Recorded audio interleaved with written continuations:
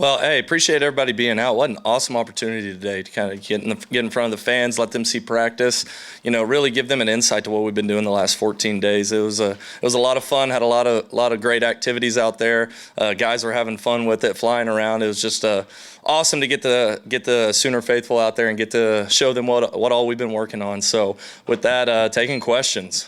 Ben, what was your, when you lost Giovanni last week, what was the attitude of the receivers moving forward, and how did they progress? What did you think of your wide receiver core this spring? Whenever you lose someone like Giovanni, not only is he a great player, he's an unbelievable teammate that everyone on the team likes. And so the best thing was that Giovanni hit them all up and said, hey, just a minor setback, major comeback incoming, right? And so he just boosted the spirits right there with him being the type of kid he is. But it was an opportunity for some guys really have to kind of grow up a little bit faster and step up a little bit faster, and it's awesome for their development. And that was just their mindset, like, okay, hey, this is an opportunity for us to go out there, get better, and really show everyone what all we can do. And so Giovanni being the kid that he is ultimately turned it into a positive just by his attitude. And so receivers fed off it, and it was good energy just because of Giovanni. And what's it been like just installing your offense in the process of that, and how quickly have guys been able to pick it up? These guys have eaten it up since day one. I knew it would be that way whenever I got here. I knew these kids would be hungry to learn and hungry to get better and hungry to get on the same page. And these guys have gone really, really well with it. Before spring ball, the installations we did and meetings and some walkthroughs and some OTAs really came to light in spring ball. And everything that they learned there was able to transition directly to spring ball that allowed us to progress at even a faster pace than kind of I anticipated. And so, now with a lot of the offense in and everything, it's just getting better, refining those little details on every single play, and the installation of it. The big part was all the quarterbacks. They knew it before we started spring ball, and that was the biggest thing because they could go out there and they could help everybody out, help all the receivers, tight ends, running backs out with where they're supposed to go, get the protection calls in for the offensive line. It was really, really good. It's been a fun spring install. Probably move a little bit faster than I anticipated. I like to be a little aggressive with it. Every time we've been out there 4 or 5 times, you show a lot of energy. And how important was it to you to kind of bring that urgency to these guys? And how do you feel like you've been able to kind of affect this team with that energy? Yeah, I think the big thing with it all is that energy is, if I expect those players to be out there flying around and be urgent and highly detailed, I better be that same way too, and I better bring it to the nth degree, okay? Because those players are going to know that Coach Arbuckle loves football, maybe even more than them, and he loves being out there at practice because he knows that's where the mesh, the chemistry of the team happens. And so I'm going to bring it every day at practice, and those kids, they feed off it and they bring it too, and it's a lot of fun. Coach, how has John helped you teach this offense? John being in the system for 2 years was, I think a good deal for him, because a lot of it isn't just having to teach him anymore. But the thing, like I said, before spring ball, all the quarterbacks knew what was going on, right? And because they're all smart, highly intelligent kids who understand what it's like to lead. And not just John, but all of them, Mike, Cole, and Jet, they were able to get everybody on the same page at a really high level and really quick. And so just those 4 guys all being bought in and the type of kids they are made life a lot easier. Can you describe kind of your history with John Kusiewski, how he came here? Yeah, Coach Kuz, and what his importance is to communicating what you want to the guys as well. Yeah, John Kusiewski, whenever I was the offense coordinator at Western Kentucky, he was hired as our director of player personnel, and it didn't take me long to figure out that this dude knew football. And not only is he an unbelievable coach, one of the best coaches I've ever been around in my entire life, he's one of the best people ever, and he's one of my best friends. And so, me and him were a good yin and yang for each other. We're polar opposites, which is beautiful because my strengths are his weaknesses, and his strengths are my weaknesses. So he's important to everything I do, football and in life. Someone that I really cherish and value as a friend and as a coworker. And he met him at WKU. He came with me to Washington State, and thankful that he wanted to come to Oklahoma too. Been about 4 months since you've been here. Yes, sir. What have you learned about Oklahoma football, either in general or specific to this team, that you didn't really know when you got here? The expectations. Not just from the fans, but from the players. You know, it's not just the fans at OU. These players expect to win, and they bring that every single day. They bring it every day in the weight room, in the film room, out on the practice field. The expectations that everyone else has, they have for themselves, and that's the biggest thing that I've learned, and it's the biggest thing that I love. These kids bring it. These kids bring it, and they bring it every single day.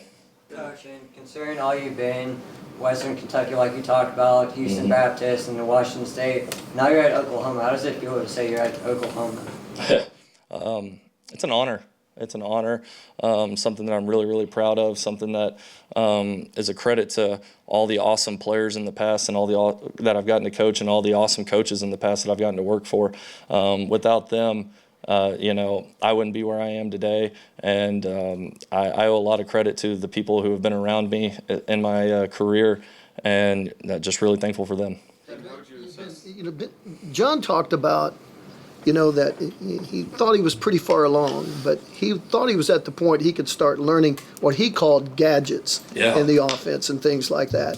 So when you look at his progression from what you've had, I mean, in 2 years so far, did you see some of that in the spring that he's progressed further? Absolutely. The biggest thing that we always try to instill in the QB room is football IQ. And the biggest part of football IQ, one, is learning the offense, right? Well, John's been in it now for 2.5 years. I mean, 2.5 now. We're through spring ball.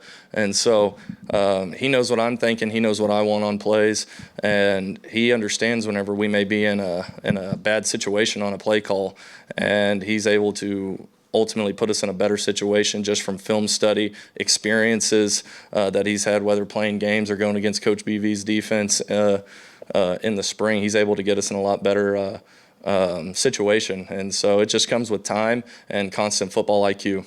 And how would you assess the offensive line this spring? What's it been like working with Kobe? Yeah, the offensive line, those kids, they've battled every single day. They've shown up to work every single day. They're intentional with their work, and they take a lot of pride in their work. You know, that's one thing I love about big guys. They take a lot of pride in what they do because they ain't going to get a lot of love from, you know, anyone. They could be the greatest offensive line in the history of football, and people, you know, still get after them. It's just the nature of the position, but those guys feed off of it. They want to be good. They're intentional. They love the quarterbacks. They love being there for the quarterbacks. They love creating run lanes for the running backs. They love everything about the process, and that stems from Coach Bedenbaugh. You know, he's intentional in his meetings. He's direct in his meetings, and that's a reflection of what the offensive line is. They're intentional and they're direct because Coach Bedenbaugh's the man, and he's as sharp as they get, and we got a lot of really intelligent guys on that offensive line because of Coach Bedenbaugh. There's been a lot made about Michael Fasusi, especially on the offensive line. How difficult is it for a true freshman to maybe pick up this offense and maybe play or start in this offense? You know, Mike is a unreal talent, and he's a great kid, and he's a highly intelligent kid. But the best asset that he has is that he's diligent. He's diligent in his study and his work, and you know where he was at practice 1 to where he is now. As far as, you know, seeing fronts, making calls, communicating with everyone. I mean, he's a million miles from where he was in practice 1, and he's going to keep developing, keep getting better. That's the thing about the offensive line position. There's a lot of calls and stuff that go with it, so it's constant repetition, constant seeing the defense, and the more reps he gets, the better he's going to be. And so, Big Mike, he's got an unbelievable future. Group just doesn't have a ton of returning production. Yeah, the tight end group, I would say of any position group, they're the position group that has shown the most improvement over spring ball, right? From where they were on day 1 to where they are now. I mean, I'm pretty sure in the last 4 practices we've thrown like 9 touchdowns to the tight ends, and not just wide open touchdowns. I'm talking aggressive contested catches. I'm talking they're on the line of scrimmage and we're running the football, and they're getting so much better with their hand placement, moving people, and they're all unreal kids. Like that's one of my favorite position meetings to go sit in, because Coach Finley's an unbelievable coach, and those are unbelievable kids in that room, and they are so fun to be around, and they've shown the most improvement. I've seen a lot of your running backs so far this spring. Running back group, what do you kind of seen out of those guys? Seen a lot of really good things from them. You know, they're dialed in pass protection. You know, Coach Murray, he harps on pass protection with them, understanding where their eyes are supposed to be, who their certain pickup is. They're dialed in that. They've been able to run the ball downhill hard. You know, we've done a lot of thud practices, so you don't always get to see exactly, does running back make a miss there? We think he did. Who knows? But they've shown up every day, and they've done some great things out of the backfield. They've done some great things inside the box and pass protection. Great group of kids. Two more questions. We've seen a lot of quarterbacks have success in offense, whether it's John or Cam or Austin. Just how would you describe your approach to that position, your coaching style? Yeah, the biggest thing about quarterbacks, you think of every great quarterback Oklahoma's had, and really any great quarterback of all time. The one thing that those guys have is elite confidence, right? And that's the number one thing you have to breed into a quarterback. You have to breathe that life into him like, I am the baddest dude on this field, right? I am. This is my team. This is my offense. This is my game. You have to breed that elite confidence in them, because the more that they believe in themselves, the more everybody around them is going to believe in them. And that's the biggest thing that you can train with the quarterback, and that's the biggest thing that I try to breathe into these guys every single day is elite confidence, because it pays dividends and it branches out to the rest of the team. And not just with the quarterbacks, but you have an offense that struggled last year, guys returning that kind of got beat down a little bit, injuries. How much have you worked kind of on that mindset, that confidence with them, and how do you feel like you've come out of the spring with their mindset? Every day we just attacked it with an aggressive mindset of, hey, whenever we're going against the defense, we're competing. They're not our friends. They're our teammates, they're our brothers. Whenever we're out there practicing, competing, they're not our friends. Okay, we're out there trying to get after it. We're trying to celebrate all little wins that we have. Okay, that's the biggest thing. Football's a hard game. Sometimes when you do something really, really good, some people just overlook it. We try to celebrate all those little small victories, okay? And the more small victories that you have, ultimately the big victories show up. And that's the biggest thing that I've just been preaching with all these guys is be there for your teammates, celebrate all wins, and let's get after it. Thank you, Ben. We got to keep moving. Absolutely. Appreciate it.